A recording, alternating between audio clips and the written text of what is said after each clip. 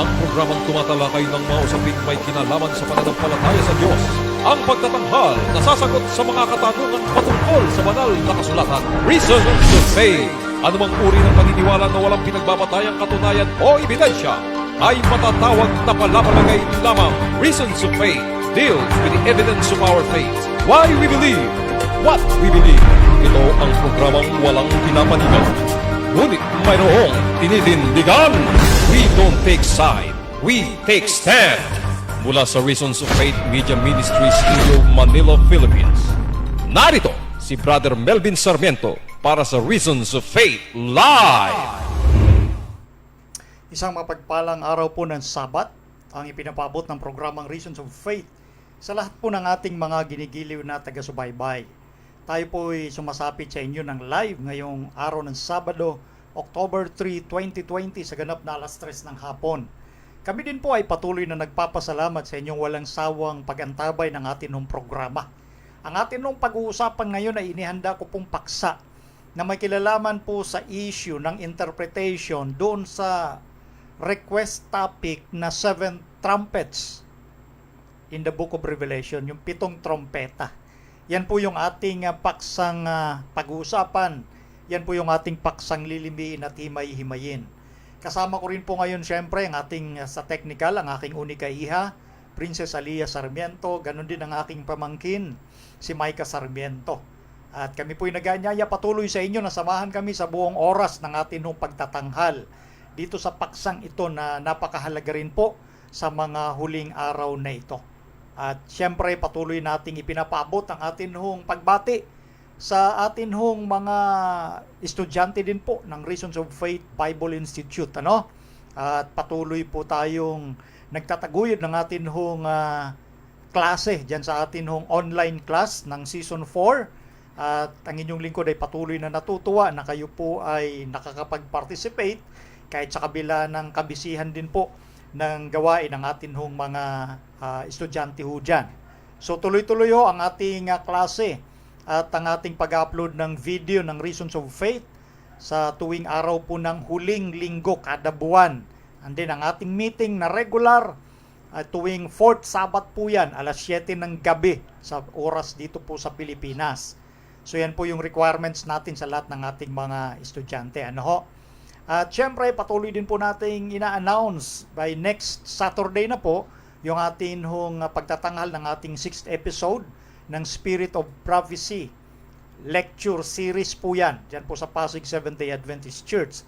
So antabayanan nyo po yung atin pagsasagawa at paghimay nung ilan sa mga controversial issues regarding sa mga writings ni Ellen White. At ito po yung kumbaga formal na pagtatanghal po natin. Dito natin sinasagot ng formal sa ating naka-assign na topic every second Sabbath o Saturday of every month. Yan At syempre, pina-announce din po natin yung atin YouTube channel ng ating Reasons of Faith. Paki-subscribe po at paki-click lang yung ating notification bell para every time na mag-upload po ang inyong lingkod ng video, may no-notify po kayo. At in-upload ko rin po yung video natin, lalo na sa inahanap po ng ating mga taga-subaybay, yung series ng tinalakay natin na prophecy seminar din po diyan sa iglesia din ng Pasig. So, naka-upload na po yung kulang na number 8 up to number 10. Yan po yung atin announcement. Siyempre, binabati ko rin po yung special na mga tiyuhin ko to na nagdaraos po ng kanilang kaarawan. Kahapon ay si Uncle June at kanina naman, siyempre binabati ko ang aking ding tiyuhin si Pastor Eli, retired Pastor Eli Sarmiento. So maligayang kaarawan sa aking dalawang magigiting na tiyuhin. At sa lahat din po ng atin mga relatives dyan na sa ngayon ay gumagawa ng programa para sa kaarawan, lalo na ni Uncle Eli. So yun po ang aking pagbati. At ngayon nga pala, syempre, nais ko rin pong yung ating maghahandog mamaya-maya ng atin live na awitin. Yes, may live na awitin tayo. Ipagkakalob ng aking unika iha, Princess Alia Sarmiento. So, yun po yung mga magaganap sa ating programa. At Ali, pakilagay nga yung next slide. Yung ating pinopromote din po itong Blessed Hope Builders of Seventh-day Adventist Family. Ito ay sa pangunguna ni Brother Boots Rodelas at binigyan tayo ng pagkakataon makapag-promote din ng atin hong program sa kanila pong Facebook and private group. Ano ho, maganda po ang layunin nitong Blessed Hope Builders po na ito. So sa ating mga kapatiran, no, sa buong mundo na gustong sumali dyan, pero sabi nga ni Brother Boots, dapat kinakailangan yung sasali po dito sa grupong ito ay nagpapasakop sa ating General Conference. Dapat po yun. Kasi pag kayo po'y palaban sa ating pamunuan, wala ko kayong puwang kahit dito sa programang Reasons of Faith, no? Kasi pag Seventh-day Adventist tayo, kilalanin natin na mayroon tayong panuntunan. Ano mang uri ng organization, labas man sa relihiyon, once na pinasukan mo ang isang organization, dapat alam mo kung anong meron dyan. In the first place, bago ka mo pumasok. Kaya tinitingnan mo sa anumang institution, labas man yan sa usaping relihiyon, yung kanilang mission statement, yung kanilang nature. O ngayon, papasok ka dyan, and then babanatan mo yung organization na yan, ay dapat wala ka talagang puwang dyan. So yun po yung ipinapalala ko rin po, no, sa mga kapatid natin, dahan-dahan, lalo na kung hindi natin alam yung atin hong nature ng ating church, no? Hindi lang puro doktrina yan, dapat alam mo rin yung structure, paano tayo gumalaw. So ganun din, ang magandang nakita kong panuntunan ng Blessed Hope Builders, ano ho, na dapat yung mga miyembro dyan, nagpapasakop. Ano pang silbi, Adventist ka, tapos hindi ka magpasakop doon sa ating pamunuan. Ganun ho yun. So wag ho tayong masyadong mga kapatid lang. Kung hindi naman natin masyadong alam yung ating structure, magtanong ho muna. Ano ho? So yun po ang ilan sa mga patakaron ho dyan sa grupo ng Blessed Hope Builders. Okay. So bago tayo dumako sa handog na awit ng aking hunikaiha at sa pagtalakay ko po nitong issues regarding sa interpretation ng seven trumpets, tayo po muna ay magtatagubilin sa ating Panginoon sa pamamagitan po ng isang panalangin. Ama naming Diyos, kami po ay nagpapasalamat ng marami sa inyo sapagkat niloob niyo pong muli na sa araw ng Sabadong ito, sa araw ng Sabath, ay muli kaming makapagtanghal ng programa ng Reasons of Faith. Dalangin namin na samahan kami ng Santong Espiritu upang maging makabuluhan ang aming gagawing programa, dahil kung wala po ang inyong pamamatnubay, magiging baliwala din po ang programang ito. Dahil aming inaasahan lang ang inyong karunungan, dahil ito kapag narinig ng aming mga kaibigan, lalo na ng aming mga kapatiran, sila'y magtitibay sa pananampalataya. At sila din po'y magagamit bilang sisidlang hirang para maipaabot ang inyong huling mensahe, panawagan sa lahat bago wakasan ng sanglibutang ito. Tulungan ng mga manunood ay magkaroon ng kapuspusan ng banal na Espiritu upang matunan kanilang pansin sa inyong kabanalan, magkaroon sila ng pag-asa at tibay ng pananampalataya sa kanilang mga puso. Salamat Ama, salamat din sa pagpapatawad sa lahat ng aming mga karumihan ng kasalanan, upang ito hindi maging hadlang sa malayang pagdaloy ng inyong katotohanan. Ito po ang aming dalangin sa pangalan ng Panginoong Hesus. Amen. Okay, so bago tayo dumako dito po sa pagtalakay ng isa sa mahalagang request po ito, napakatagal na, ilang buwan na pong request ito. So tatalakayin ko po ito in connection with the issue sa particular na subject ng 7 trompeta o 7 trumpets. Bago yon, narito na po ang maghahandog ng live na awitin, ang aking unikaiha, Princess Alia Sarmiento.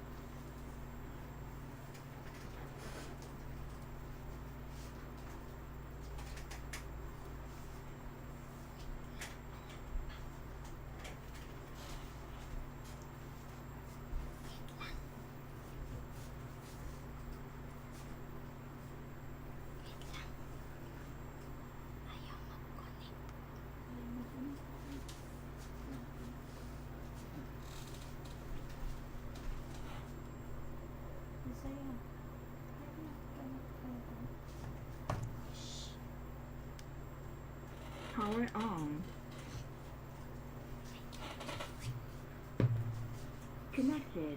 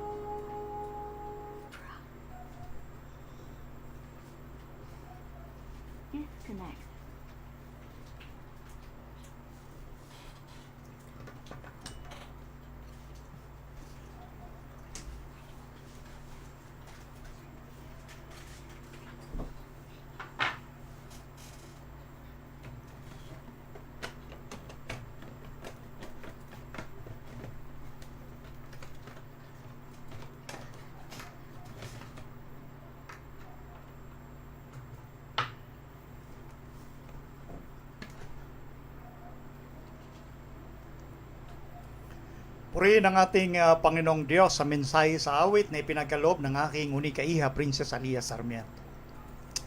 Ngayon ay dadako na tayo sa pagtalakay. Nito po ang ating paksa na napakahalaga. Ngunit siyempre bago yun, gusto ko munang i-recognize, i-acknowledge, ito po ang atin hong mga followers ng ating Reasons of Faith. Unahin ko na itong galing kay Lisaim Basas. Thanks for the spiritual enlightenment. Okay, praise God. Next, galing kay Faba Clayman Worker, kay Brother Nards. God bless everyone in this ROF family. May the Holy Spirit guide us into all truth and equip us on how to love God through obedience and prepare us anytime in the coming of our Lord Jesus. Amen. Next, galing kay Dr. V. Ornopia. Thank you, Bro Melvin, for the fearless presentation. God continually bless us with wisdom. Praise God, Dr. V. Next, galing kay Juan T. Nepomuceno III. Maganda ang topic ngayon. Gabayan nawa tayo ng banal na espiritu. Amen. Thanks, Brother Juan. Next, galing kay Elizabeth Degamo Hervasio. Hi, Bro Melvin. Like much your topic today. This inform us all about issues regarding Sabbath law and Sunday rest kaganapan worldwide. Praise God. Next, galing kay Brother James Herrera. Ang sabi dito, while watching this presentation, please also pray for our speaker. God bless. Oh, salamat. Praise the Lord. Yan po ay kinakailangan natin. Habang nanonood, pinag-pray din yung ating speaker. Next, galing kay Sister Esther Uy. Hello kapatid na Melvin, watching now while studying my lesson home. Thank you for sharing your interesting episode. Praise God.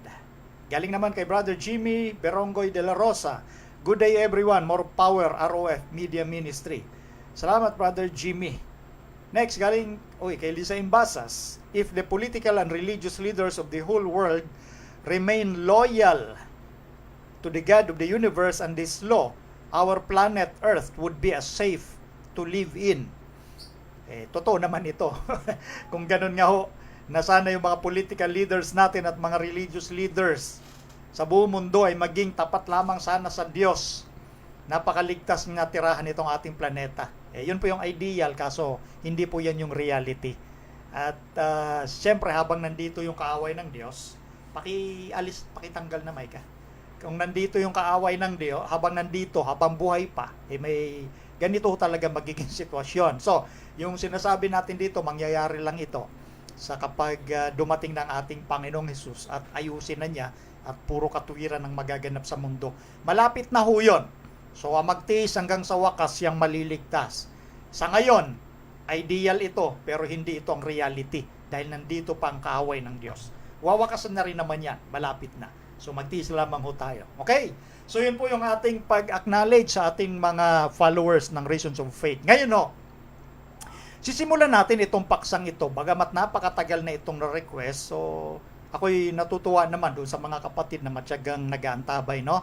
Kaya nga inisa-isa natin dahil may mga pinaksa din po tayo. Like yung nakaraan, yung mini-series natin sa usapin ng historiography ng Bible, ng inerrancy ng Bible. So, nailatag ko na po kung anong panuntunan ng Seventh-day Adventist. Yun yung tinatawag na official stand. Hindi po yung kung kanya-kanyang sinasabi dito ng kung ilan.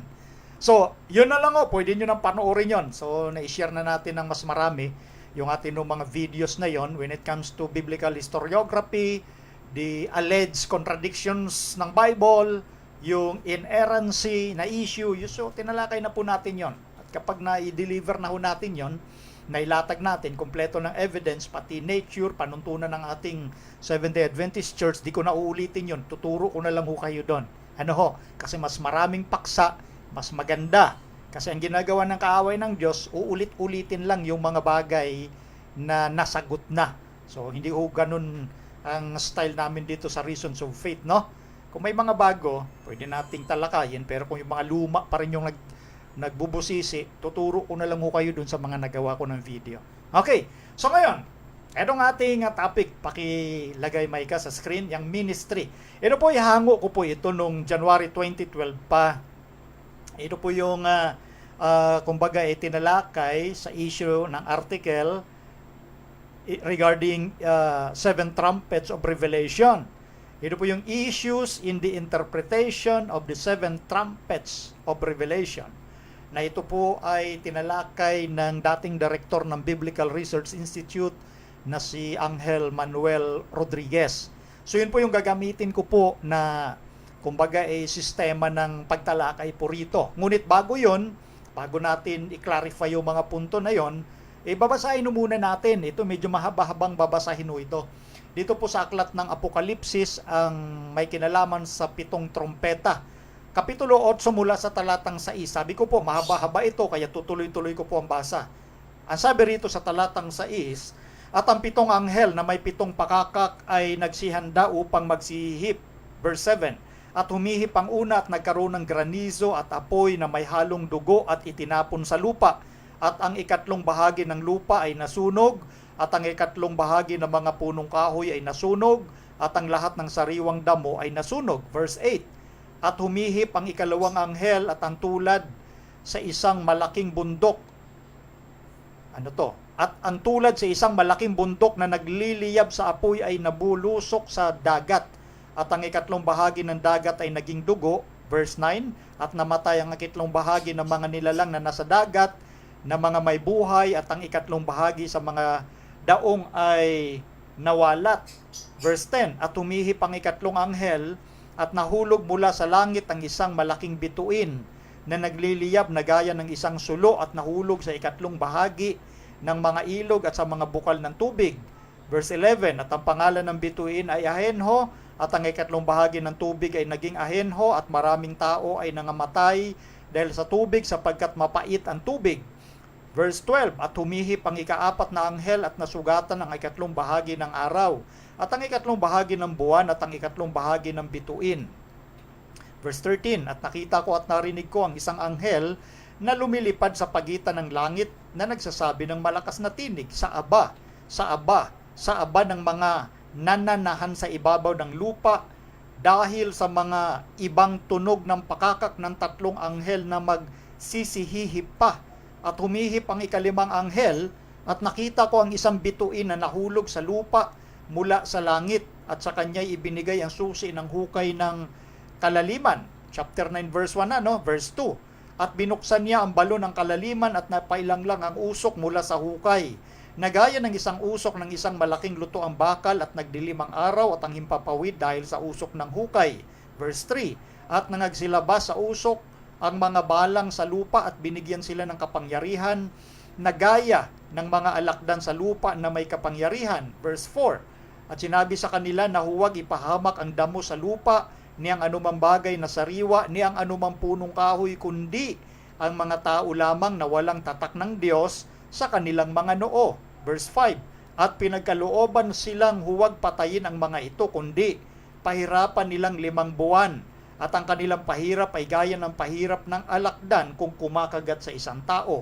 Verse 6, at sa mga araw na yaon ay hahanapin ng mga tao ang kamatayan, at sa anumang paraay hindi nila masusumpungan, at mga gnanasang mamatay, at ang kamatayan ay tatakas sa kanila. Verse 7, at ang anyo ng mga balang ay katulad ng mga kabayong nahanda sa pagbabaka, at sa kanilang mga ulo ay gaya ng mga putong na katulad ng ginto, at ang kanilang mga mukha ay gaya ng mga mukha ng mga tao. Verse 8, at sila'y may buhok na gaya ng buhok ng mga babae, at ang kanilang mga ngipin ay gaya ng sa mga leon. Verse 9, at sila'y may mga baluti na gaya ng baluting bakal, at ang ugong ng kanilang mga pakpak ay gaya ng ugong ng mga karo at ng maraming kabayo na dumadaluhong sa pagbabaka.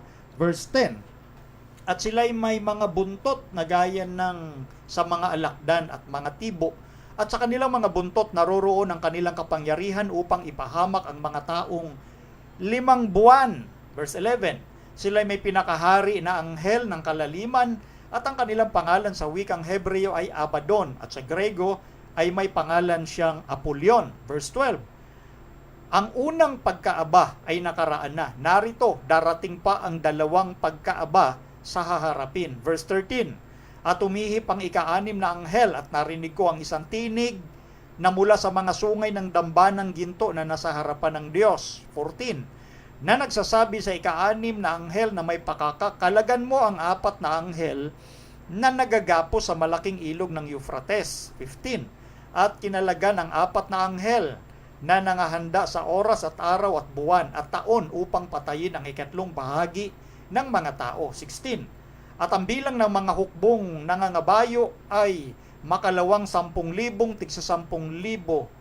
Aking narinig ang bilang nila. 17. At nakita kong sa pangitain ang mga kabayo at ang mga nakasakay dito na may mga baluting gaya ng apoy at ng hasinto at ng asufre. At ang mga ulo ng mga kabayo ay gaya ng mga ulo ng mga leon.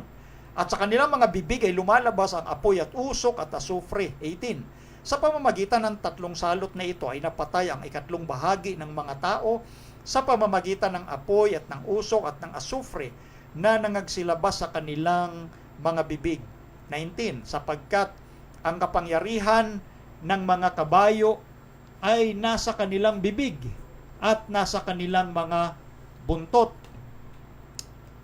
Sapagkat ang kanilang mga buntot ay kawangis ng mga ahas at may mga ulo at siya nilang ipinananakit. 20.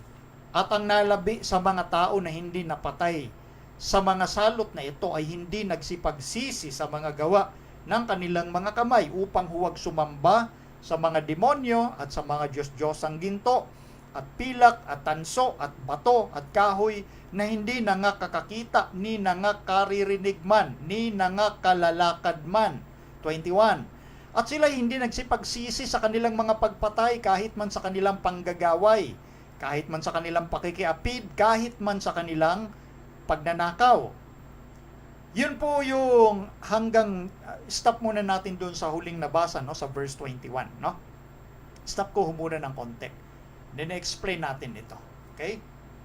Ang sinasabi po rito, lumalabas dito, merong tinatawag na, yung parang nangyari doon sa 7 tatak na nandoon sa Revelation chapter 6, no?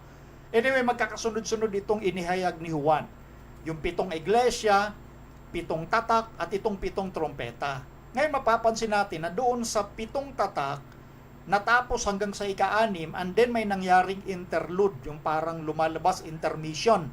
Dahil yung ika-7 tatak, nakita na sa chapter 8. Hanggang sa chapter 6 ng Revelation, yung ika-6 na tatak, and then mayroong nangyari sa chapter 7 na intermission ang dating. So, ito pong 7 trompeta, halos ganun din ang nakita. Bakit? Nagtapos yung ika-6 na trompeta sa chapter 9 verse 21. And then, pagdating sa chapter 10, pakilagay ngayon, Maika, ito lang nakita. Chapter 10 verse 1. At nakita ko ang ibang malakas na anghel na nanaog na mula sa langit na nabibihisan ng isang alapaap at ang bahaghari ay nasa kanyang ulo at ang kanyang mukha ay gaya ng araw at ang kanyang mga paa ay gaya ng mga haliging apoy. Verse 2. At may isang maliit na aklat na bukas sa kanyang kamay at itinungtong ang kanyang kanang paa sa dagat at ang kanyang kaliwa ay sa lupa. And then sa verse 7, kundi sa mga araw ng tinig ng ika-7 anghel, pagka malapit na siyang humihip, kung magkagayoy ganap na ang hiwaga ng Diyos, ayon sa mabubuting balita na kanyang isinaysay sa kanyang mga alipin na mga propeta. Stop muna tayo dyan, no? Napansin nyo po rito, ito nga ang lumalabas na intermission or interlude, parang sa 6 or sa 7 tatak. Sa ika-6 tumigil. And then sa chapter 7, ipinakita na doon yung pagtatatak. Wala doon yung ika-7 tatak. Sa chapter 8 na nakita. Dito naman sa 7 trompeta, hanggang chapter 9 yung ika-6 na tatak. And then, mayroong lumabas na, kumbaga, parang intermission sa chapter 10. May pinakita doong isang anghel na ang kanyang paa, itong malakas na anghel, na yung description niya ay katulad sa description o sa pagpapaliwanag tungkol sa isang being na merong kadyusan. Na itong anghel na ito, yung isang paa niya ay nasa lupa, yung isa ay nasa dagat. Meaning, sakop ang buong mundo. Ha? So, ang mensaheng ito ay pang buong mundo. At itong anghel na ito, merong aklat na yun nga sa chapter 10, kumbaga, binigay kay Juan, nung kinain ni Juan, naging matamis na katulad ng pulot sa kanyang bibig, pagdating sa tiyan, naging mapait. Yun yun. So, may kinalaman ito sa mensahe sa pangbuong mundo bago ang kawakasan. So, makikita natin dito yung sinadyang pamamaraan ng pagpapasulat ng Diyos kay Juan na bago magganap yung tinatawag doon sa ika-6, at hanggang sa patungo sa ika-7 trompeta, yung patungkol sa magaganap yung hiwaga ng Diyos sa ika-7 trompeta. Pero ang ika-7 trompeta makikita hindi sa chapter 10, kundi nandoon na sa chapter 11. At babasahin natin ito sa verse 15. Pakilagay, Maika. Sabi diyan, at humihip ang ika-7 anghel at nagkaroon ng malalakas na tinig sa langit. At nagsasabi, ang kaharian ng sanglibutan ay naging sa ating Panginoon at sa kanyang Kristo, at siya'y maghahari magpakailan-kailanman. So dito sa chapter 11, verse 15 na makikita yung ika-7 trompeta. Nakita natin from chapter 8, verse 7, patuloy hanggang chapter 9, yung ika-6 na trompeta, at yung ika-7 nga, nandito na sa chapter 11.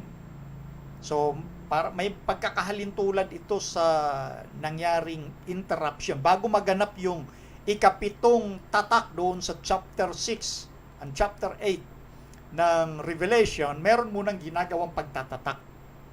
Kasi ngayon, ika-7 tatak, ito po yung katapusan na, yung pagdating na ng ating Panginoon. Samantalang dito sa bago mangyari yung ika-7 trompeta naman, merong interruption sa chapter 10 na lumalabas ang Diyos hindi nagpapabaya. Bago niya kumbaga isakatuparan yung katapusan, yung dulo ng sinasabing hiwaga ng Diyos. Itong hiwaga na to madalas banggitin ng Biblia, ito po yung kaligtasang ginawa ng Diyos sa sangkatauhan na inihayag ng Diyos. Bago makumpleto lahat, meron munang warning. At ngayon, itong 7 trompeta na pinag-uusapan, may kinalaman po ito, mga kapatid at mga kaibigan, sa mga babala na ginagawa ng Diyos sa bawat bahagi ng panahon. Hindi po ito isang biglaang sitwasyon ng judgment. Kasi ang trompeta, ginagawa yan bilang paghahanda sa lahat dahil may mangyayaring judgment. So lumalabas dito, kaya merong nangyari sa chapter 10 na ipinakita yung isang malakas na anghel, na ang isang paan niya ay nakatungtong sa lupa, yung isa-isa dagat, dahil ang proclamation ng message bago wakasan ng Diyos, mabuo yung hiwaga ng Diyos, marinig dapat ng lahat ng tao sa sanglibutan ang pabala bago maganap yung kawakasan at yung sinasabing hiwaga ng Diyos. So ngayon, wag nating kaligtaan na yung 7 iglesia, yung 7 tatak at 7 trompeta ay mga baitang ito ng panahon simula nung sinabi at itinatag ng ating Panginoon yung kanyang iglesia sa lupa at bago siya dumating. So ito in connection din kung paanong naganap yung 7 iglesia, yung kanyang mga karanasan, ano ang ginagawa ng Panginoon na pamamagitan sa kanyang 7 iglesia hanggang sa panahon na bago siya dumating. At doon sa 7 tatak na kalagayan ng kanyang mga iglesia, kung paano naging matatag, kung paano naging mahina yung mga leadership ng iglesia, kung paano nag-compromise, yung mga kaganapan sa heavenly phenomenon. At ito nga pong 7 trompeta, ay mga bahitang ito at bahagi ng mga panahon. Na dito nagkuko-inside, may mga pangyayari regarding doon sa binabanggit naman sa 7 trompeta. So 7 iglesia, 7 tatak, 7 trompeta, may kinalaman lahat yan sa mga pangyayari sa bawat panahon. So ngayon ito ang dapat nating mapansin sa issue na ito. Pakilagay nga, may kayo next slide. Ito yung sinasabi natin na lead article dito, si Angel Manuel Rodriguez, na siya po yung director dati ng Biblical Research Institute, no? At ito yung kanyang lead article, Issues in the Interpretation of the 7 Trumpets of Revelation. Gusto nating maipakita ang puntong ito dahil hindi ho basta-basta itong topic na ito. Next slide, Maiga. A visionary cycle of revelation that has proven to be one of the most difficult to interpret is Revelation chapters 8 to 11, the seven trumpets. The language and imagery are complex, and its application to specific historical events has resulted in a variety of views. Stop muna tayo dyan.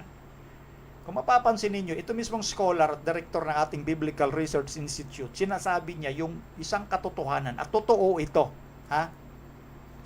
Na itong pangitain, patungkol sa 7 trompeta, iisa po ito sa pinakamahirap unawain, itong Revelation 8 up to 11. So ako'y hanga po rito sa scholar na ito dahil syempre pagka hindi mo talaga kaya, aminin mong hindi mo kaya. Hindi yung sasabihin mong kaya mo yan. So, kaya nga binabanggit niya rito, komplikado ito. Bakit? Dahil may mga lingwahe, may mga larawan dito na komplikado doon sa application niya sa isang specific historical events na ang resulta iba-ibang pananaw ng mga Adventist. Ngunit, wag muna magtaas ang ating mga kilay, ha? Wala itong kinalaman sa 28 fundamental beliefs. Ito po'y patungkol sa issue lamang ng 7 trompeta. Sa Seventh-day Adventist, alam natin yung explanation ng 7 iglesia, ng 7 tatak, pero itong 7 trompeta, komplikado ito. Kaya natin talagang tatalakayin ito para maintindihan ng ating mga kapatid na wala pa tayong buong larawan dito dahil una sa lahat, may mga bagay dito na masyadong komplikado na maging yung mga scholar, nagkakahati-hati sila ng understanding. Ngayon, ituloy natin yung sinasabi pa rito. This interpretation or this interpretational uncertainty could be confusing to church members and those interested in finding this in this apocalyptic prophecy one clear and final interpretation. At the present time, such a final interpretation is not available. So ito po yung yung sinasabi natin na sitwasyon pagdating po dito sa usaping ito. Pero siyempre sa tulong ng Panginoon, igagabayan niya tayo rito, no? Kaya nga yung sinasabi rito nitong scholar si Angel Manuel Rodriguez, sa kasalukuyang panahon, yung final interpretation hindi available. So, ibig sabihin, may pagkakahati-hati yung mga scholar ng Adventist. Pagdating po rito, ang issue lamang natin dito 7 trompeta. Pero pagdating sa fundamental beliefs, meron tayong isang position dyan. Kung yung iba, hindi sila nakiisa doon, choice nila yon. Pero may isa lang tayong position when it comes to our fundamental teachings. But, dito po sa 7 trumpets, wala pa talaga tayong final na interpretation dyan. So ngayon, dito sa article na ito, inilahad ni Angel Manuel Rodriguez yung methodology na ginagamit pagdating sa methods of prophetic interpretation. Dapat maintindihan yan, lalo na ng mga nag-aaral po nating mga kapatid na nagsasabing mga ngaral din sila. Ingat lang ho, kasi madali lang mag-angkin na mga ngaral tayo. Pero yung mga kapamaraan at methodology, dapat maintindihan din natin. Hindi porket nakabasa lang tayo ng isang angle, para sa atin, mga ngaral na tayo. May isa nga akong tinanong, alam mo ba yung methodology ng interpretation ng Seventh-day Adventist? Hindi alam. Ang sagot na lang, pareho naman tayong hindi nakausap ng Diyos. Delikado ho yun. So, kinakailangan, pag nag-proclaim kang mga ngaral din ho kayo, dapat kahit papaano man lang, alamin natin yung methodology na ginagamit ng Seventh-day Adventist. At ito nga po, shinare din ito ni Angel Manuel Rodriguez, no? Pagdating sa methodology, syempre, ito, babasahin natin. Pakilagay may ka. Ito yung, kumbaga, shinare din ng former director na ito ng Biblical Research Institute. In the interpretation of the trumpets, Adventist theologians have almost consistently employed the historicist method of prophetic interpretation because it is grounded in Scripture itself. So ako personally humahanga dito sa dating director na ito. Bakit? Kasi ito mismo yung method ng ating church when it comes to interpretation. Alin? Historical approach. Ito yung binabanggit ng historicist method. Kasi mayroong tinatawag na preteristic method, merong tinatawag din po na futuristic at napakamapanganib yun. Pero pumasok na ho yun sa ating iglesia. At yan po, tinalakay ko po yan doon sa ating issue regarding biblical inerrancy. So kinakailangan umamin lang talaga yung mga magigiting nating scholar theologian. Na in the first place, dapat alam talaga nila yan at ginagamit nila yung methodology at yan ang na-observe naman ni Dr. Manuel Rodriguez, almost consistent. Kasi nga ho, hindi lahat naman ng scholar natin gumagamit ng isang method Yung method na ginagamit ng iba, hiwalay doon sa itinakda ng ating General Conference. Especially the methods of Bible study, nang gagamitin lamang ay historical grammatical approach. Hindi tayo gumagamit ng historical critical method. Yun yung problem sa ibang mga ngaral. Hindi nga nila alam anong mga method pinagsasabi natin dito Kasi kahit scholar ng Adventist, magkahiwala yung methodology. Ngunit, ang pinagpasyahan, ang tinitindigan ng ating church ay isa lang. Historical grammatical approach. At doon nakabatay yung historicist method of prophetic interpretation na binanggit ni Angel Manuel Rodriguez. So dapat maging maliwanag sa atin yan dahil maliban sa historical grammatical approach, yung historical critical method ay napakamapanganib. At yan yung ginagamit kahit ng ilang layman natin na lumabas na sa ating church. Historical critical method. Yung tinatawag na demonstrative evidence. Yung mathematical formula na napakamapanganib yan dahil ang dinidil ng Bible at lalo na ng Seventh-day Adventist ay may kinalaman sa moral evidence. Hindi yung mathematical formula. Okay, tuloy natin. Sabi rito, A. Apocalyptic prophecy covers the whole span of history from the time of the prophet to the very end of history. In order to be loyal to this methodology, it is necessary to apply it to the apocalyptic visionary cycle of the seven trumpets. Some elements of the prophecy have already been fulfilled, while others are in the process of fulfillment or will soon be fulfilled. Ang sinasabi niya po rito, ito pong apocalyptic prophecy. Anyway, mas maganda mayroon po kayong libro na tinalakay din po ng ating mga scholar, yung Understanding Scripture.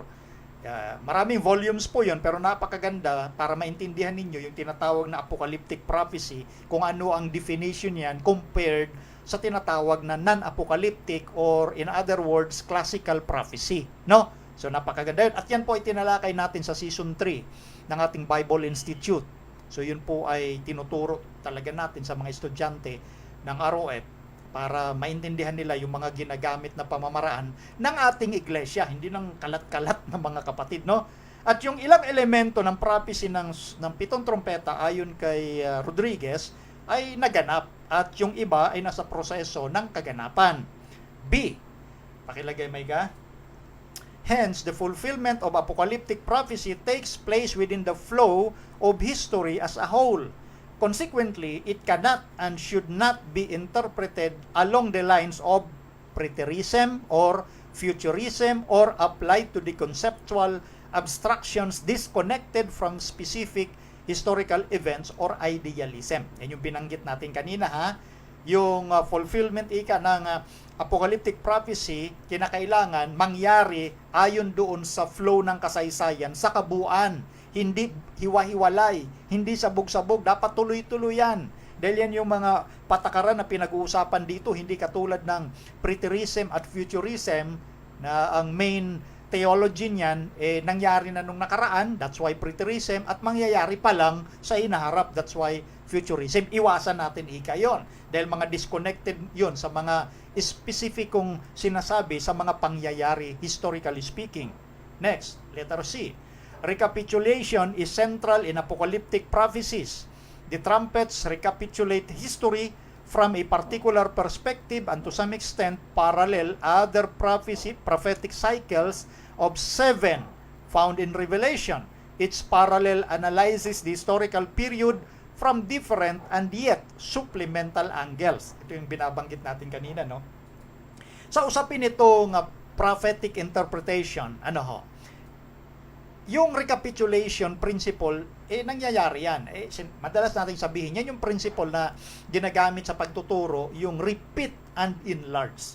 Nire-recap at mayroon kang panibagong ipinapakitang punto. At in example nga niya rito, yung Daniel chapter 2 regarding sa the great image, and then na-recap pero ibang symbol ang ginamit sa Daniel chapter 7 at may idinagdag na other element which is the little horn. Sa chapter 2 ni Daniel, yung Babylon, Medo-Persia, Greece, Rome, ibang symbol ang ginamit. Sa Daniel chapter 7, ganun pa rin, ibang symbol ang ginamit pero Babylon, Medo-Persia, Greece, Rome, and then idinagdag yung enlarged part, yung pinalaking bahagi, yung little horn. And then sa chapter 8, ipinakita doon ang gampanin na patuloy na isinasalarawan ng little horn. So ganyan po yung recapitulation. Tuloy-tuloy kasi yan eh. Hindi putol-putol. Kagaya nung sa mga futurist na merong gap theory na tinatawag. Hindi pwede dito yan sa prophetic principle of interpretation na bagamat nagbibigay ito ng ibang angle pero supplemental. Ibig sabihin, idinagdag doon sa bagay na ipinakita na dati. Kaya supplemental siya bagamat ibang pinapakita katulad nga ng little horn sa great image sa Daniel 2 at yung mga beast sa Daniel chapter 7 and then supplement yung little horn. So ganyan po yung mga principle, hindi basag-basag, tuloy-tuloy yan. Next. Number 2, the apocalyptic nature of the vision aims at a fulfillment specific enough to be located in one historical event or process. In other words, multiple fulfillments of the trumpet should be excluded from the discussion. So yung apocalyptic nature ng pinag-uusapan dito sa 7 trumpets, kinakailangan, yung sinasabi doon, inaganap mismo sa isang pangyayaring tinutukoy. Kinakailangan hindi natin bigyan ng karagdagang, kumbaga, ikatuparan na parang iba-iba ang kinatuparan. Parang naalala ko tuloy yung isang educator ng ating church. Isipin mo naman, sasabihin niya yung little horn ng Daniel chapter 7 pati Daniel chapter 8 si Antiochus Epiphanes. Nung pinaliwanagan ko, sabi niya, ay, pwede rin yan sa Pope. So nagdoble na siya, Antiochus at yung papacy. O, kita nyo, hindi pwedeng ganun. Isa lang dapat ang katuparan yan. Yan ang sinasabi rito. Yung multiple fulfillment, hindi kasama yan sa discussion. Dapat isa lang ang katuparan.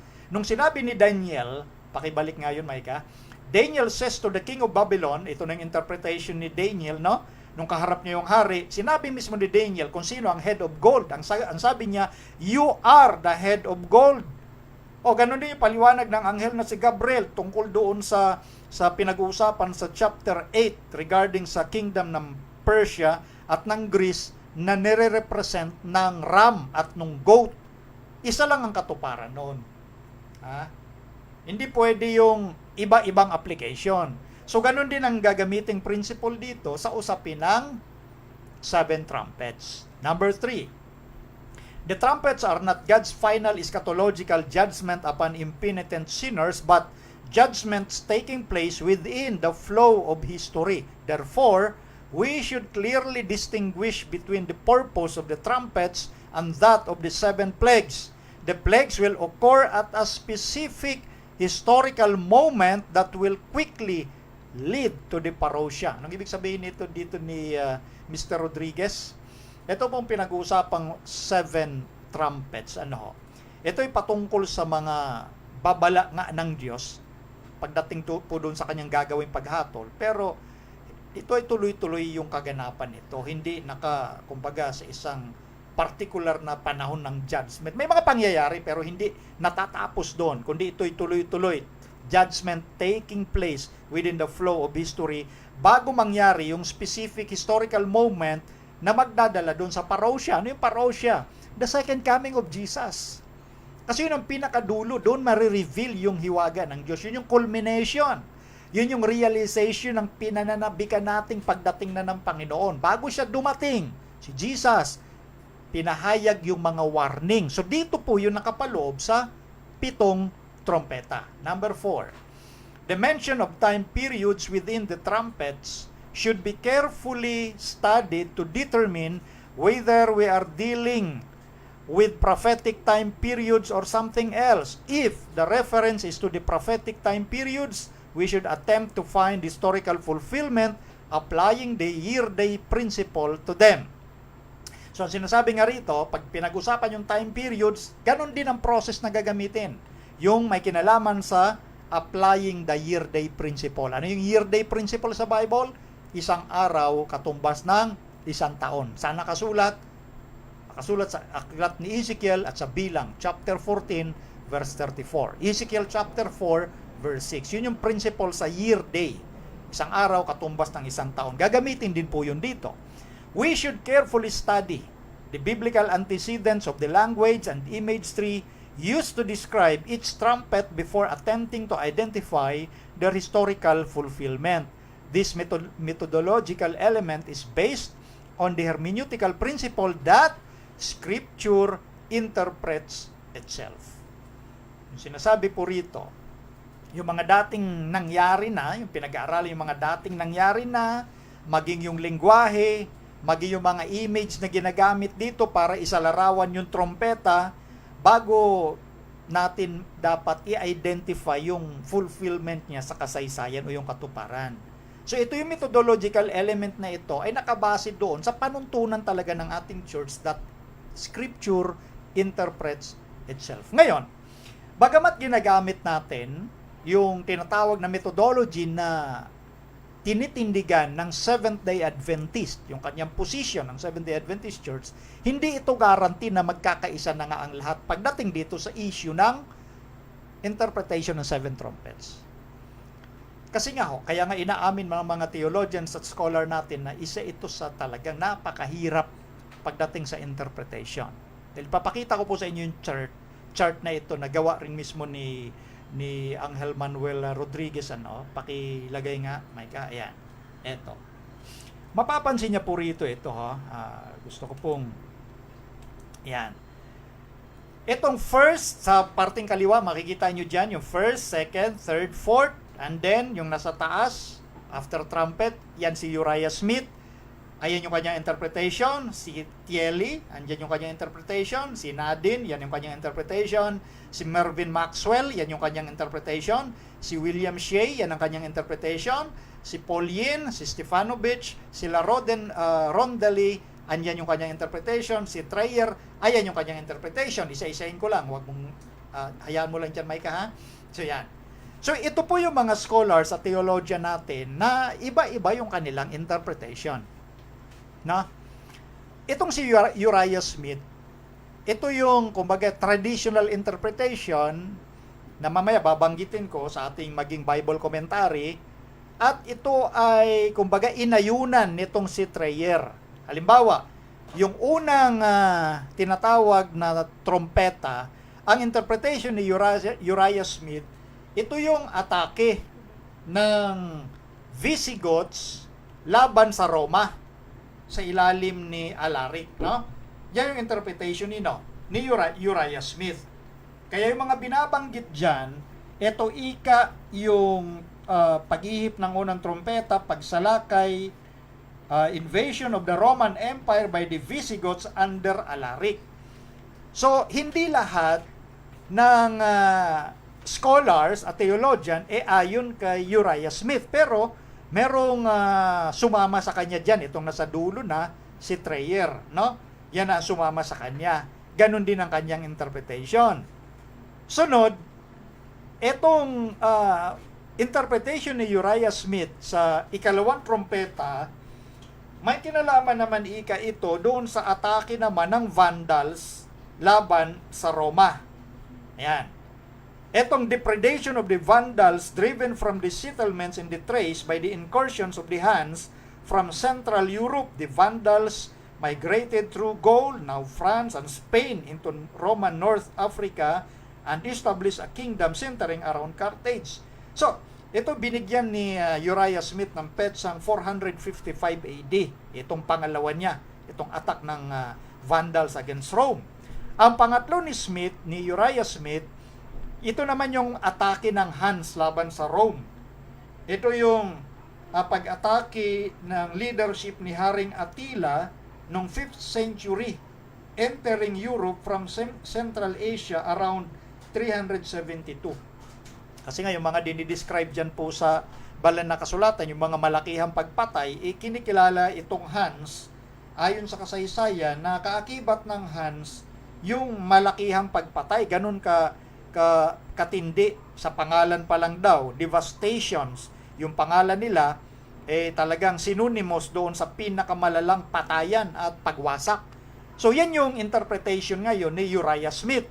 And then, yung fourth trumpet, iyan naman ikang pagbagsak ng Western Rome.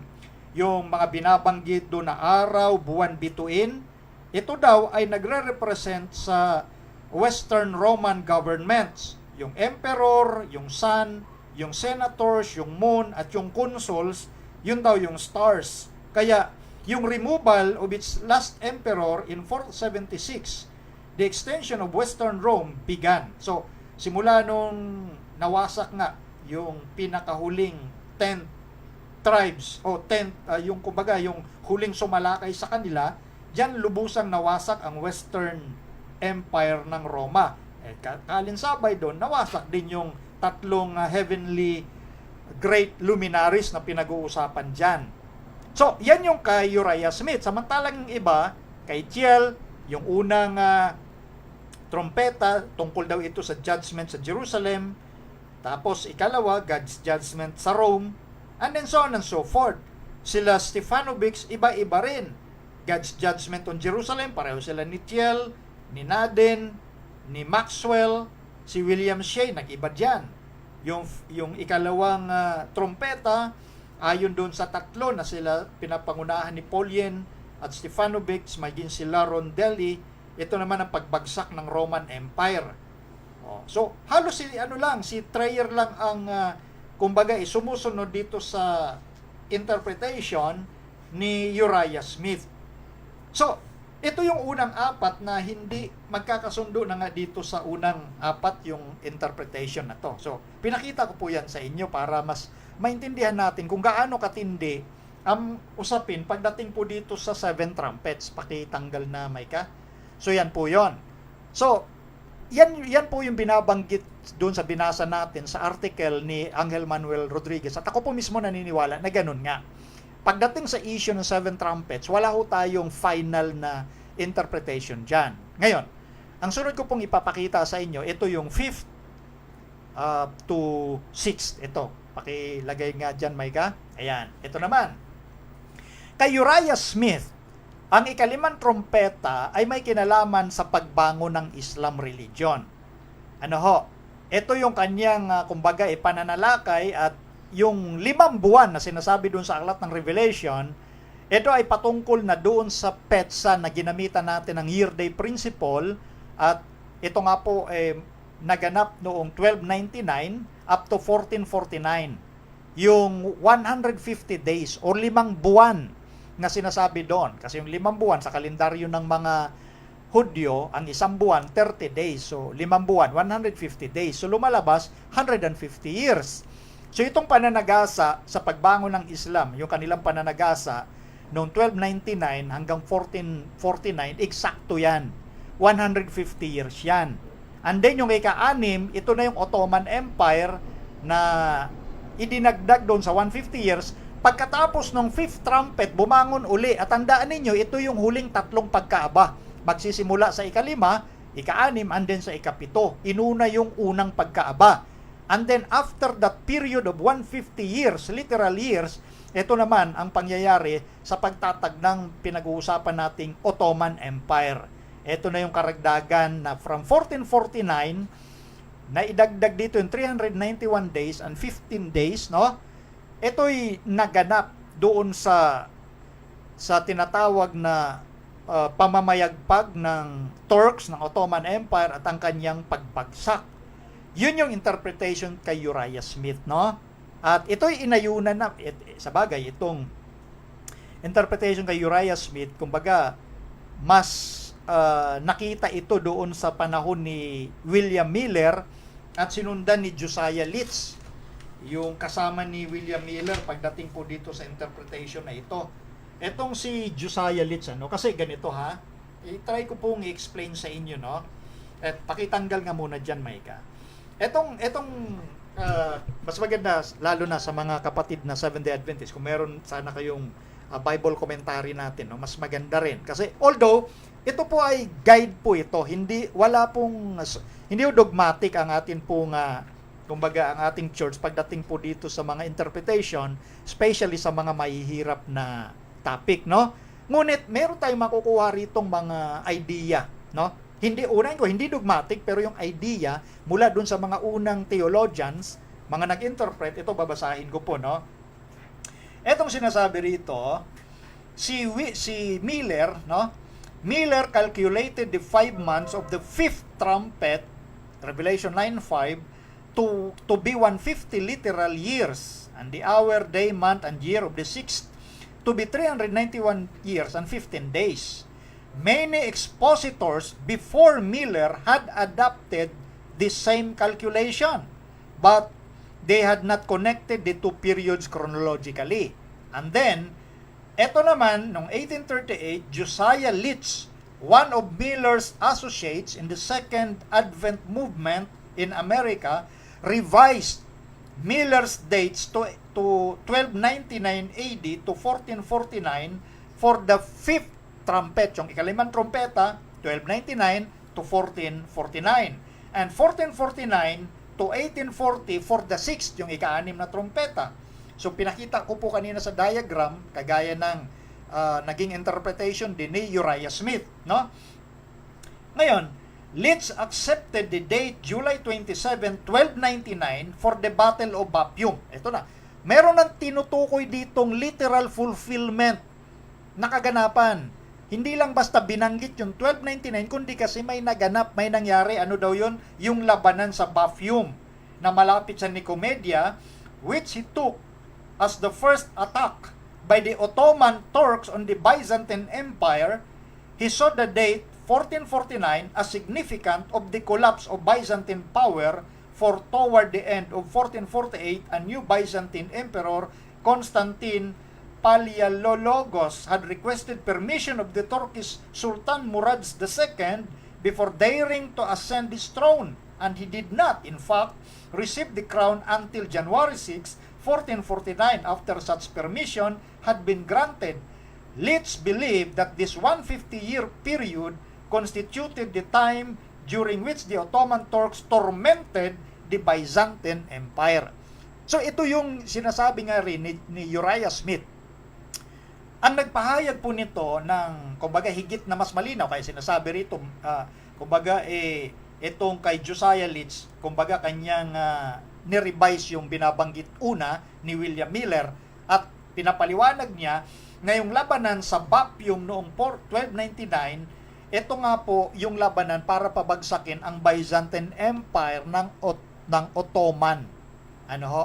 Yung Ottoman, ang nagpabagsak, ang nagpahirap, nagtorment dito sa Byzantine Empire. Huwag kayong malito. Pag pinag-uusapan yung binabanggit na Ottoman Empire, itong Turks, isa lang po yan.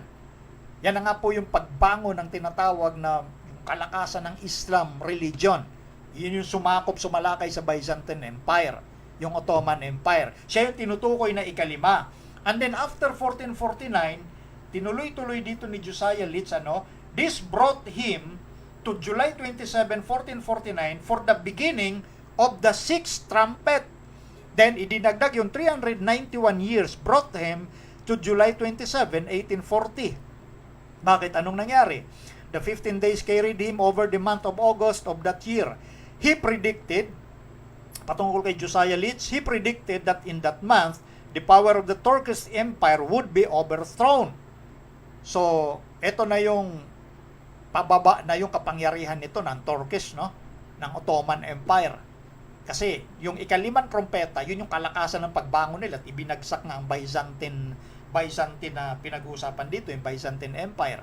At ito nga yung pagbangon, pagkarugtong yung event, 1229 to 1449, pagbagsak ng Byzantine, pinahirapan ng Ottoman Empire, at yun yung dinidescribe sa Revelation, And then, ito naman, yung Turkish Empire, hihina din po ito, dahil nga may naganap sa kasaysayan, at ito yung sinasabi, na nagkaroon ng labanan within the Turks. Sabi rito, in June 1839, Muhammad Ali, Pasha of Egypt, and nominally a vassal of the Sultan, had rebelled against his overlord.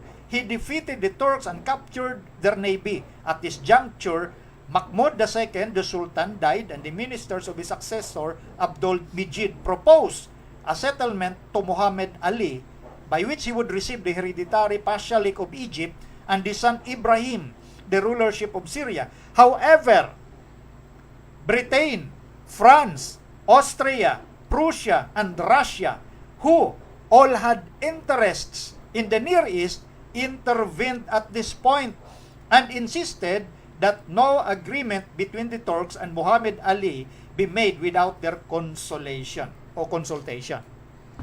Sinasabi rito mga kapatid, no, na eto na nga, nung nagkaroon ng labanan sa loob mismo ng Turks, no, doon sila nag-away-away mismo, at nangyari dito, may patayang naganap within them, na mga binabanggit na pangalang ito, and then yung, kumbaga, para makarelate tayo, kumbaga, parang kodita sa loob,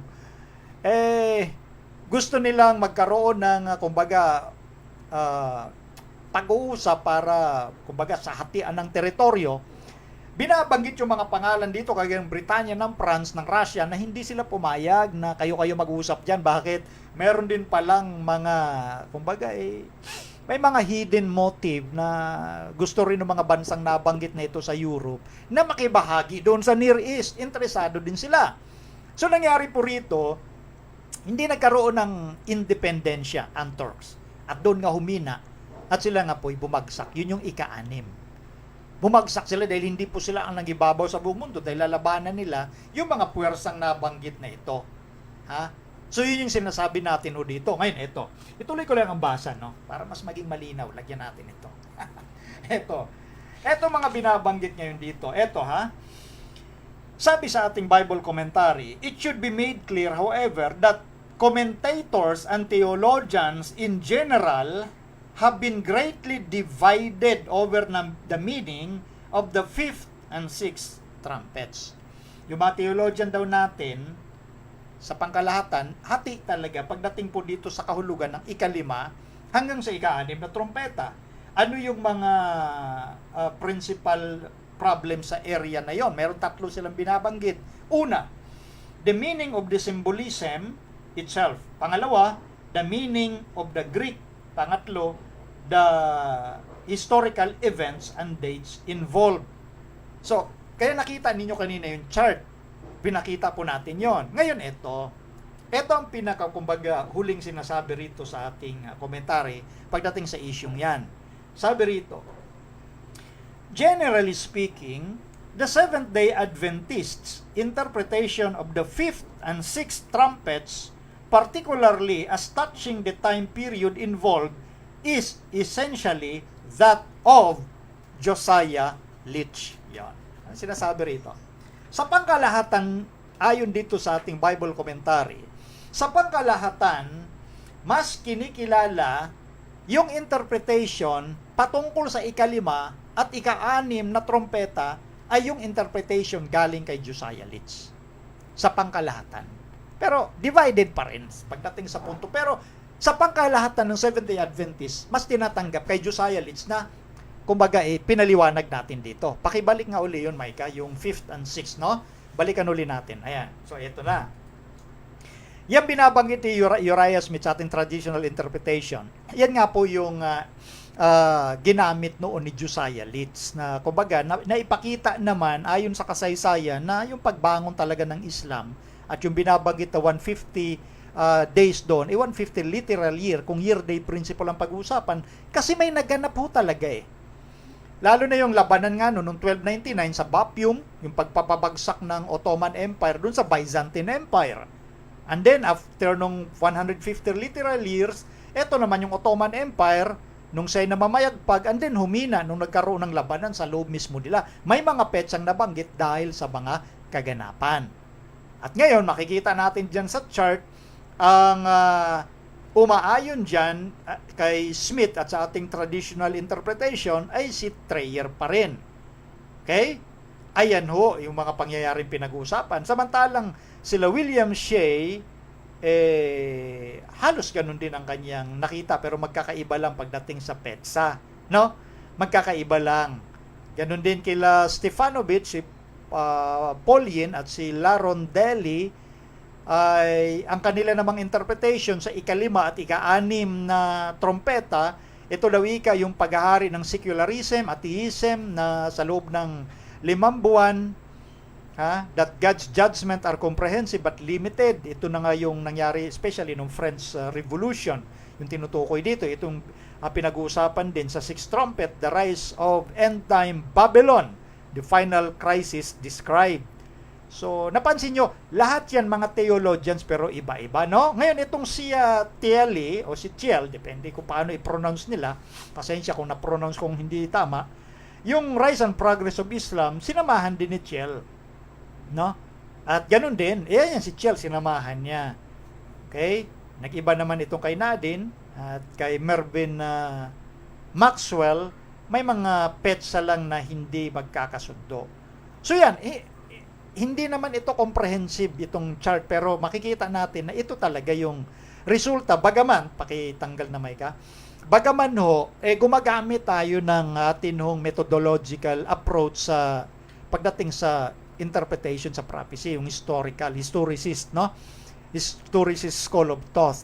Kasi nga, nabanggit natin kanina, hindi guarantee rin, pagdating lalo sa mahihirap na parte ng prophecy, hindi guarantee na gumamit tayo ng methodology na tinitindigan ng ating church, magkakaisa na sa interpretation, bagamat pareho-parehong gumagamit. So, ganun ka-open yung church natin. Pagdating doon sa mga issue ng prophecy sa 7 trumpets, kasi sabi ko nga kanina, yung iba naman, like 7 iglesia, 7 tatak, maliwanag naman nagkakaisa ang ating mga kapatid rin doon pagdating sa pag-unawa at meron tayong posisyong tinitindigan. Although, siyempre, may iba pa rin hindi. At ito ang pinakamahirap nga, itong pagdating sa 7 trompeta. Aminado yung ating scholar na ito na naging director ng Biblical Research Institute na may mahirap talagang portion pagdating po dito sa Revelation chapters 8 to 11. Yan po yung 7 trumpets, no?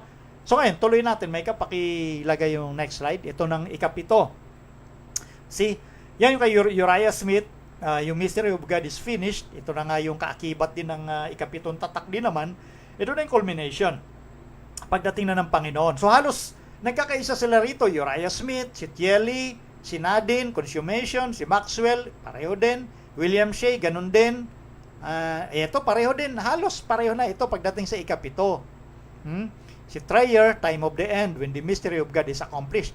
So pagdating sa ikapito, nagkakasundo. May mga ilang maliliit na punto lang na sinasabi pagdating sa terminology, pero ganun pa rin ang punto noon. Ito na yung katapusan ng lahat, yung ikapito. Dahil pinakita po yan, okay na may pinakita po yan sa ikapitong tatak din. Yan yung narinig yung boses mula sa langit na nagsabing, it is finished, natapos na. Yun yung pagtatapos ng ministeryo ni Kristo sa heavenly sanctuary. So ngayon, ang pasimula po nitong ikapitong tatak ay noong 1844. Sapagkat noong 1844, connected po yan sa tinatawag na ministry ni Christ sa heavenly sanctuary, particular yung pagpasok niya sa tinatawag na the most holy place. Yun yung final ministration ni Christ. Kapag lumabas na siya sa most holy place, tapos na darating na ang ating Panginoong Hesus. So yun yung consummation na tinatawag ngayon nitong ating mga magkakaiba doon sa unang trompeta hanggang sa ika-6, pero pagdating sa ikapito, nagkakaisa po sila rito.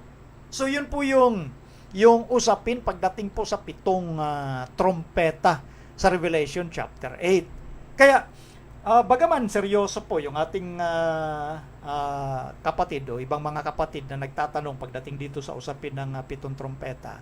So, yun, pinakita natin sa inyo yung mga ilang bagay na talagang kailangang kilalanin natin. Na mayroon talaga diyang ibang usapin at pananaw. Dahil hindi naman yan bahagi ng ating 28 fundamental beliefs. Pero, part po yan ng sure word of prophecy. Ngayon, ang mga lingkod ng Diyos, hindi naman yan yung tipong nagpipilit ng isang bagay na hindi naman talaga malinaw sa Kanya. Kaya, maganda itong espiritu ng ating mga scholar kasi una, napaka-importante sa kanila yung love and humility. Lalo na kay John, dito sa ating writer ng article na ito na si Mr. Rodriguez or si Dr. Rodriguez.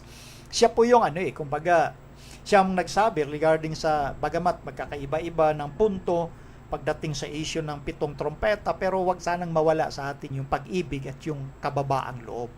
Hindi ho natin pwedeng ipipilit yung gusto lang natin. Ha?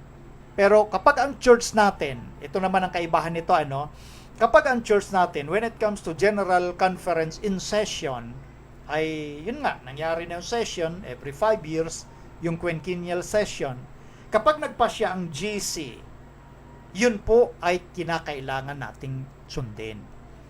Yung ating mga private interpretation, isuko natin yan. Kaso pagdating sa usapin ng 7 trompeta, wala ho tayong final dyan. Yun ho ang maliwanag ho dyan. So dito lang, sa 7 trompeta na ito. Pero syempre, kung tatanungin nyo personally, ako na nagtalakay rin po nito, naniniwala ako doon sa traditional interpretation na sinasabi ni Josiah Litz at naisulat sa ating Bible commentary, lalo na doon sa kay interpretation din ni Uriah Smith. So doon po ako pumapabor kasi una, meron siyang binabanggit na na kaganapan ng panahon at yung literal na sinasabi sa Revelation 9:5, 150 days. Days equivalent to year in prophetic yardstick, no? So 150 literal years. So titingnan mo ano yung mga kaganapan. So nakita nga ni Josiah Litz 1299, ayun nga yung labanan sa Bapium. At nangyari yung pagbagsak ng Byzantine noong 1499. Eksakto yun, 150 years yun. So, kaya doon, kumbaga, kung ako personally, mas naniniwala ako doon sa 5th and 6th trumpet na may kinalaman sa Islam religion, ng kanyang pagbangon, ng kanyang kalakasan, at yung kanyang paghina na hindi niya nakontrol, lalo na yung mga bansa sa Europang malalakas, no? So, yun po. Kaya, no wonder ho, ang Near East talaga, especially yung Israel, sakop po yan ng Islam. Kaya nga hindi na makabalik yung Israel doon sa old site na kung saan nakatayo dati yung templo ng Jerusalem. Kasi ang naka-occupy doon yung mga Muslim. Ganun ho yun. Kaya nga, kumbaga namagitan no ng United Nations kasi lugar na yan ng ng Islam So binigyan na lang ng kumbaga privilege pagdating sa usaping pangbuong mundo na nabigyan ng privilege yung mga Hudyo na magkaroon sila ng sariling daan papunta sa kanilang mga tinuturing na sagradong site, sacred site. So yun ang kumbaga binigay na lang sa kanila para sa respeto na rin sa kanila. Yan nga ang dahilan. So ibig ko lang sabihin, nasakop na ho kasi ng mga Muslim yan, doon sa mga panahong nabanggit. So ako'y naniniwala, ngayon ay katuparan doon sa ika-5 hanggang sa ika-6 nung rise, pagbangon ng Islam, ng Muslim, kanilang paghahari doon sa mga bansa sa Near East natin pong nakita ayon sa pagpapahayag ng mga nag-aaral ng Bible, ng mga theologians, at maging ni Elder Uriah Smith, no?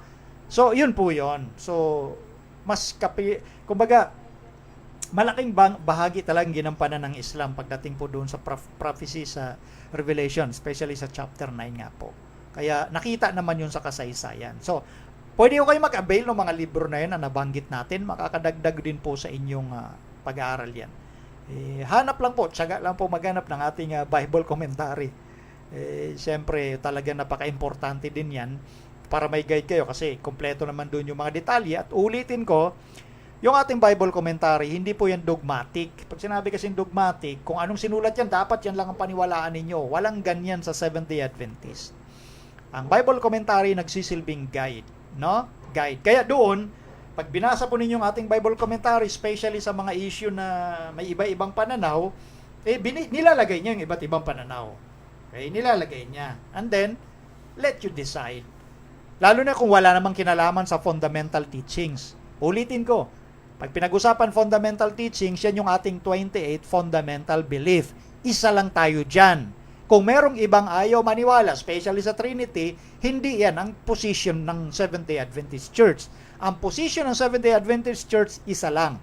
Nakalatag yan sa 28 fundamental beliefs. Dahil ang nature ng church, kung ang General Conference in session nag-assemble, ito nga yung every 5 years, yan ang authority ayon din sa writings ni Ellen White.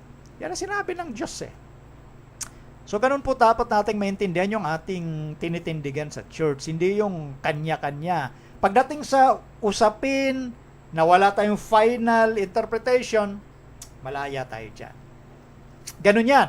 Kaya nga ito talagang tinalakay natin para maintindihan din ng ating mga followers no, na may mga ilang kumbaga bagay pagdating sa interpretation na hindi lahat ay matatalos. No?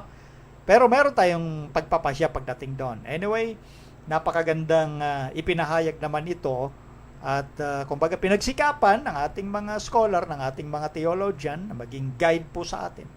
Kahit nga po, ito wag ipagkamali ng iba ha, kahit ang Biblical Research Institute, hindi yan ang official position. Kasi ako yun kumbaga natatawa minsan sa iba nating kapatid, no? Ginagamit ang Biblical Research Institute bilang stand daw. Ang Biblical Research Institute, hindi po nanggagaling ang stand. Pag sinabing stand, yan ay pinagpasyahan sa ating General Conference in Session. Yun ang stand. Malaki yung tulong ho ng BRI pagdating sa research. At yung mga scholar dyan, kanya-kanya silang mayroong mga usaping nire-resolve, may mga thesis silang pinapakita, mga pros and cons, bilang guide. Hindi naman sila ang authority pagdating dyan. Ang authority, ang General Conference in Session. Kaya ako inuulit-ulit yan. Kasi mas maganda pa rin paulit-ulit kaysa doon sa mga, para gamot yan sa mga nakakalimot. Kaya ulit-ulitin natin. Pag official stand, pinagpasyahan sa General Conference in Session. Heto pa. Lalo na yung ating methods of Bible study na tinalakay ko rin po doon sa ating topic about biblical inerrancy. Pagdating sa methods of Bible study, meron tayong stand. Yan ang stand Ang gagamitin mo, historical grammatical, hindi historical critical. Yan yung methodology. Nakapaloob yung binanggit na kanina ni Dr. Rodriguez na may kinalaman sa historical method of interpretation. Hindi ka dapat nakabatay sa preterism, sa futurism, lalo na sa postmodernism. Yan ay mga secularism na dadalhin kayo sa kapahamakan. So mag-iingat po tayo pagdating sa interpretation. Dapat nating tingnan natin lahat ng sinasabi sa mga issues, sa mga kumbaga lahat ng mga angle na pwede nating tingnan. In short, maging palabasa ho tayo kung gusto nating mag-share ng mga bagay na kumbaga masiselang issue, lalo na itong 7 trumpets, the methods of interpretation. Wag ko tayong basta malakas lang ang loob na magsabi ng isang bagay na hindi natin nakita lahat ng angle. Ganun ho yun. So, minsan, yung iba ho kasi yung lakas ng loob lang kaysa doon sa talagang alam mo yung sinasabi mo. Hindi ho kasi lahat pwede nating malaman. Pero sa awa ng Diyos, kapag tayo talaga ay tapat na gusto talagang matuto, ang Diyos ang magpapakita sa atin yan. Hindi 1, 2, 3 tao. Kaya wag ko kayong masyadong believe sa tao. Ang tao kaya nga tao lang yan. Tao yan, ibig sabihin, nahulog sa pagkakasala. Prone to error ang tao. Lalo na kung isa lang tao ang magsasalita, tapos babanatan niya ang church, lalo nang huwag kayong maniwala ho dyan. Ganun ang pinaka-safe. Sinabi na rin ho ni Ellen White yan. Ang Diyos, si Kristo, hindi tumatahan sa isang tao. Si Kristo'y tumatahan sa iglesia. Pag sinabing iglesia, mga tao yan. Yan yung church. Hindi sa isang tao. Kaya pag may narinig kayo, ito na ang tamang aral, ito na dapat yun. Ang pinaka-safe ayon sa ating propetisa, huwag tumanggap ng mga bagong doktrina, ng mga bagong interpretation ng Biblia, maliban na ipinakita muna ito sa mga brethren of experience. Maging humble ka na ipakita sa kanila. Pag wala silang makitang bagong liwanag dyan, submit to their judgment. Magpasakop ka. Because, ano sabi sa Proverbs? In multitudes of counselors, there is safety. Sa karamihan ng tagapayo, may kaligtasan ho dyan. Kaya, napakamapanganib ho na magtiwala ka sa isang tao. Sa church ho, ito yung iglesia ng Panginoon. Ang Panginoon ang nag-guide sa ating church. Hindi niya binibigay ang karunungan sa isang tao. Lalo na sa tao na hindi humble. Tingnan nyo yung mga karakter, no? Wag ko kayong, kumbaga, titingnan nyo lagi dito yung humility, no? Kasi yan ang hinahanap ng Panginoon Pero kung yung tao, ang concern niya lagi, kailangan nasa taas siya, kailangan siyang mas marunong, Napakamapanganib yun. Espiritu ng demonyo ho yun. Pagka laging tinataas niya yung kanyang sarili, tiyak ho yan. Red flag na ho yan. Espiritu ng demonyong nasa kanya. Ganun ho kapag ang tao ay mayabang na yung tipong siya lang ang nakakaalam ng lahat. Ito'y sinasabi ko sa pangkalahatan. Marami rin sa atin kasi na yung tipong naanggihan ng konting karunungan, nagmataas na. Yun yung sinasabi natin na nalulunod sa isang basong tubig. Mag-ingat o tayo dyan. Ang sabi ko nga lagi sa ating mga kapatid, no, lalo na sa ating mga estudyante, habang lumalago yung ating kaalaman, lalo ka magpakababa. Kasi kung naanggihan ka lang ng konti, nagmalaki ka na parang alam mo na pala lahat, delikado yun. Yan ang pasimula ng pagbagsak. Sinasabi ko po ito sa pangkalahatan. Kasi po ako kumbaga, naalarma din ako kumbaga sa ganyang sitwasyon. Gusto ko pong, sa akin magtatapos na ako. Dadaling ko po kayo dun. Bukas pangako bukas ko sasagutin na yung tanong. Kasi matagal na itong 7 trompeta na request. Bukas sasagot na huli ako ng tanong. Ha? Okay. Sa akin pagtatapos, magdadala po ako ng lesson regarding dito sa humility. Dahil ang pagmamalaki, na yung tipong ikaw lang, ako lang. Delikado yan. Ito lesson, pakinggan nyo. Although sa iba, marahil alam na nila. For the sake of illustration po ito, merong magkaibigan na 2 ibon tsaka 1 palaka. Okay? Ito for the sake of illustration lang.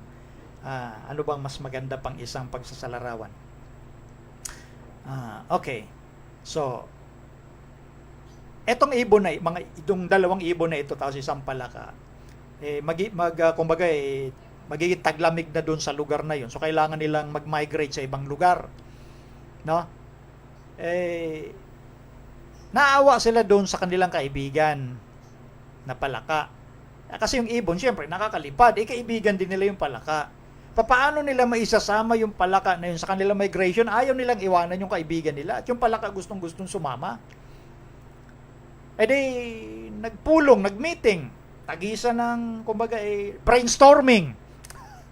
Nag-brainstorming ang grupo. And then, nakabuo sila ng idea. Ngayon, ito. Nangyari, ang idea pala nila, yung 2 ibon, tinuka yung stick. Yan, stick, patpat, sabihin natin ganito, laki, okay? Tinuka nila sa magkabilang dulo. And then, yung palaka, kakagat doon sa stick, and then, lumipad sila. Ang ganda ng idea ng brainstorming nila, no? Nangyari pagkatapos ito, nung nasa kalawakan na, palipad pa lang sila, nakita nung isang magsasaka. Nung sabi nung magsasaka, wow, ang galing naman ang nakaisip niyan. Sino kaya nakaisip niyan? Talino. Yung palaka, hindi nakatiis. Sabi niya, ako! Bagsak. Patay, siyempre. Yan yung sinasabi sa Bible. Pride goes before the fall. Babagsak ka kapag yung pride mo nandyan. Yung iniisip mo, sarili mo. Ikaw lang. Pride goes before the fall. Lagi nating alalahanin yan, mga kapatid. Sa usapin ng pag-aaral po ng Biblia, bukod sa talino, wisdom, understanding, or knowledge na kailangan natin, tiyakin natin na meron tayong kapakumbabaan. Nag-brainstorming yung palaka at yung ibon, and then sasabihin ng palaka, ako. Ako lang nakaisip niyan. So yan po, yung ating lesson. Para sana masundan ninyo na yung pagmamayabang, pagmamalaki, yung pagsisinungaling, mapanganib po yan. So yan po yung ating paksa. Maraming salamat po sa inyo. At ngayon bago tayo lubusang magpaalam, tayo po muna ay magtatagubilin sa ating Panginoon sa pamamagitan po ng isang panalangin. Ama naming Diyos, kami po ay nagpapasalamat ng marami sapagkat niloob ninyo na sa oras at araw na ito ay mailahad namin ang isa sa mahalagang paksa patungkol sa 7 trompeta. At kami po'y naniniwala, O Diyos, na bagamat may mga bagay doon na mahirap unawain, kayo pa rin po ang magbibigay ng karunungan sa panahon na inyong ipagkakaloob ito sa inyong mga anak. Ganun pa man, di man namin ito maunawaan, kami po'y naniniwala na inyo kami pananatilihing ligtas, lalakad kami sa kababaan ng loob, at lalakad kami sa pagtitiwala sa inyo at hindi sa aming mga sarili. Pagpalain ng bawat isang nanood at nakinig sa programang ito, tulungan ng bawat isa na manatili sa kapayapaan sa inyo. Ito po ang aming dalangin sa pangalan ng Panginoong Hesus. Amen. Ang programang Reasons of Faith ay pansamantalang nagpapaalam. Sa akin pong nakaagapay po rito, Mike Sarmiento na ating technical, ang aking unika iha, Princess Aliyah na naghandog ng live na awitin. At ganun din ang aking may bahay, si Maiden Sarmiento na nag-share ng ating mga video. At ganun din po sa lahat ng ating mga followers, supporters ng Reasons of Faith Media Ministry na nagbahagi ng mga video. Pagpalain po tayong lahat ng atin pong Panginoon. Ito po si Brother Melvin Sarmiento na nagsasabing bukas alas 3 ng hapon, sasagot na po ako ng mga tanong po ninyo. At antabayanan po ninyo, magkita-kita po muli tayo bukas. God bless us all.